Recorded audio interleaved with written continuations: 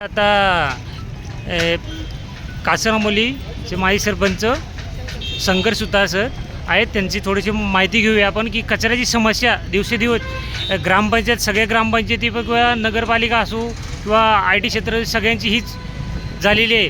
तर त्याच्या संदर्भात आपल्याला काय सांगणार आहेत त्यांच्याकडनं ऐकून घेऊया. एक छोटीशी आपण काय सांगाल जे कचरा टाकतात आहे किंवा दुकानदार आहे किंवा भाजीवाले यांच्यासाठी काय संदेश द्याल? कसं जाऊ का सर की आता आमच्या ग्रामपंचायत आमची घंटा गाडी कंटिन्यू चालू असते 2 दिवसांनी, तरी स्वतःला त्यांचे दरवाजापत्र गाडी येऊन स्वतः नीतिनियमाप्रमाणे आपले कचरा हा रस्त्यावरती पिशवीमध्ये नेऊन टाकतात.